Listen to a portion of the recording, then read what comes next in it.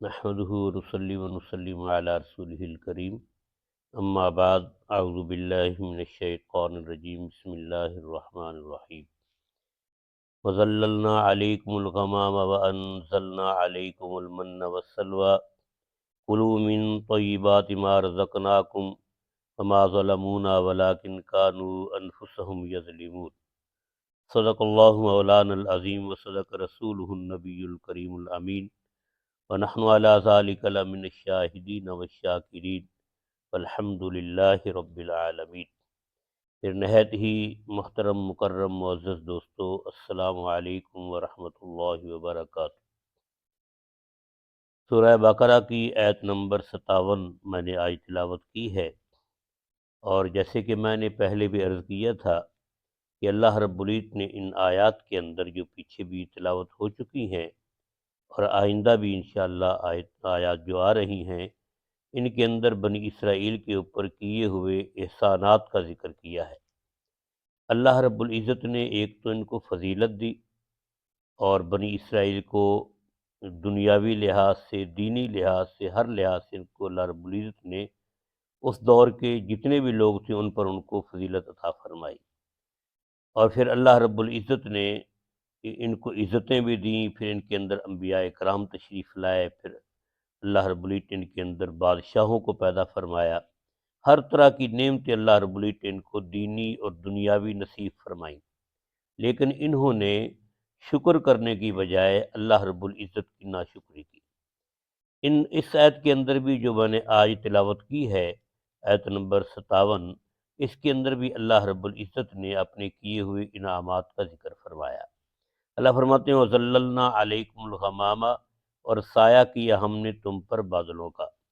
وَأَنزَلْنَا عَلَيْكُمُ الْمَنَّ وَالسَّلْوَىٰ، اور اتارا ہم نے تم پر من اور سلوہ، کلوا من طیبات ما رزقناکم، کھاؤ وہ پاکیزہ چیزیں جو ہم نے تم کو عطا فرمائی ہیں، وما ظلمونا، اور انہوں نے ہمارا نقصان نہیں کیا، ولکن کانوا انفسہم یظلمون، بلکہ وہ اپنا ہی نقصان کرنے والے تھے۔ تو بنی اسرائیل جب دریا پار کر کے میدان تہ میں پہنچے، تو ایک تو راستے میں بھی گرمی تھی، ان کے جو خیمے تھے وہ پھٹ گئے، اور میدان تہ میں پہنچ کر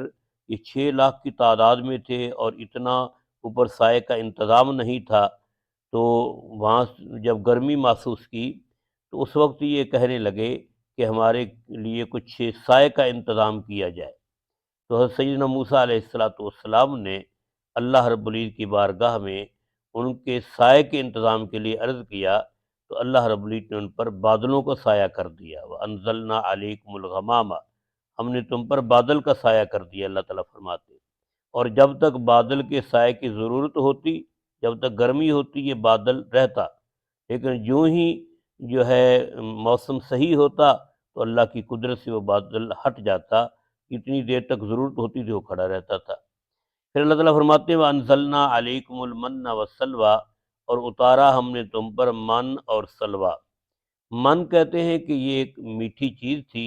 رات کے وقت جیسے یہ بادانہ یا ہم کہتے ہیں بوندی نما باریک سی یہ رات کو بارش کی طرح برستی تھی، اور ہر گھر کے اندر یا ان کے خیموں کے اندر ڈھیر لگ جاتا تھا، اور صبح یہ اٹھا لیتے تھے۔ اور دوسرا سلوہ، بٹیر نما پرندے تھے جو ان کے پاس شام کے وقت آ جاتے، اور بہت زیادہ تعداد میں آتے، جتنی ان کو ضرورت ہوتی اتنے یہ پکڑ کر ذبح کر لیتے۔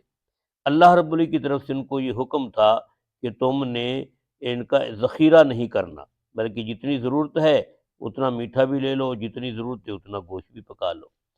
تو فرمایا اللہ رب العزت نے کہ وَأَنزَلْنَا عَلَيْكُمُ الْمَنَّ وَالسَّلْوَىٰ، ہم نے تم پر من اور سلوہ اتارا، کلوا من طیبات ما رزقناکم، کھاؤ وہ پاکیزہ چیزیں جو ہم نے تمہیں عطا فرمائیں۔ تو اللہ رب العزت نے یہ پاکیزہ رزق بغیر کسی محنت کے عطا فرمایا۔ رات کے وقت وہ میٹھا برستا، صبح وہ اٹھا لیتے، اور شام کے وقت وہ بٹیر نما پرندے آ جاتے، جتنا چاہتے وہ ذبح کر لیتے۔ تو اللہ رب العزت نے میٹھے اور نمکین کا ان کے لیے اس میدان میں بغیر محنت کے انتظام کیا، اور فرمایا وما ظلمونا، انہوں نے ہمارا نقصان نہیں کیا، ولیکن کانوا انفسہم یظلمون، بلکہ اپنا ہی نقصان کرنے والے تھے۔ نقصان ایسے کہ ان کو یہ حکم تھا کہ تم نے جتنی ضرورت ہے اتنا ہی لینا ہے، میٹھا بھی اور گوشت بھی ان بٹیروں کا اتنا ہی ذبح کرنا ہے، لیکن انہوں نے دونوں چیزوں کا ذخیرہ کیا اور وہ چیزیں گلنے سڑنے لگی، اللہ تعالیٰ کے حکم کی عدولی کی اور حکم ماننے کے بجائے جو ہے اپنی من مرضی کرنا شروع کر دی۔ دوسرا یہ کہ اللہ رب العزت نے ان کو بغیر محنت کے یہ من اور سلوہ والی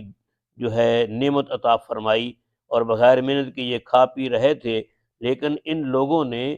جو ہے اللہ رب العزت کی ذات کے سامنے یہ عرض کیا، یہ حضرت موسیٰ علیہ السلام سے عرض کرنے لگے کہ آپ ہمارے لیے دعا کریں کہ اللہ تعالیٰ ہمیں وہ چیزیں عطا فرمائے جو زمین سے اگتی ہیں، جیسے آگے آئے گی آیت جس میں ہے کہ انہوں نے مسور کی دال طلب کی، پیاز طلب کی، اور اس قسم کی اور چیزیں انہوں نے طلب کی۔ تو انہوں نے اللہ تعالیٰ فرماتے ہیں کہ ہمارا کیا نقصان کیا کہ جو چیزیں ہم بغیر محنت کے ان کو کھانے پینے کی دے رہے تھے اس سے تو انکار کر بیٹھے، اور جو چیزیں محنت والی تھیں ان کو طلبگار بنے۔ تو پھر اللہ رب العزت نے فرمایا کہ ٹھیک ہے چلو اور محنت کر کے جو وہ چیزیں حاصل کرو۔ یہ اللہ رب العزت نے ان انعامات کا ذکر فرمایا کہ دیکھو ہم نے تم پر بادلوں کا سایہ کیا، ہم نے تم پر من اور سلوہ اتارا، ہم نے تم کو پاکیزہ رزق عطا فرمایا۔ اس کے علاوہ علماء نے لکھا ہے تفاسیر کے اندر کہ جب ان کے ہاں کوئی بچہ پیدا ہوتا تھا تو پیدا ہوتے ہی اس کے جسم پر کپڑے آ جاتے تھے، جیسے جیسے وہ بچہ بڑا ہوتا تو اس کے کپڑے بھی بڑھتے چلے جاتے تھے۔ پھر اس کے علاوہ ان کو کپڑے دھونے کی ضرورت نہیں پڑتی تھی، ایک خاص قسم کی ہوا چلتی تھی 2-4 دن کے بعد، اور ہوا چلنے سے کپڑے ان کے بالکل صاف شفاف ہو جاتے اور ان کو دھونے کی ضرورت نہیں پڑتی تھی۔ تو اللہ تعالیٰ نے زندگی کی ہر جو ہے ضرورت کا انتظام بغیر محنت کے ان کو عطا فرمایا، لیکن وہ اس پر راضی نہ رہے۔ یہ اللہ رب العزت نے اپنے انعامات کا ذکر بھی کیا، اور آگے اللہ تعالیٰ ان سے یہ فرمائیں گے بھی کہ تم نے دیکھو میری اتنی نعمتیں کھا کر میری ناشکری کی۔ دعا ہے کہ اللہ رب العزت ہمیں اپنی تمام نعمتوں کا شکر ادا کرنے کی توفیق نصیب فرمائے اور ہر طرح کی ناشکری سے اللہ تعالیٰ محفوظ فرمائے۔ آمین۔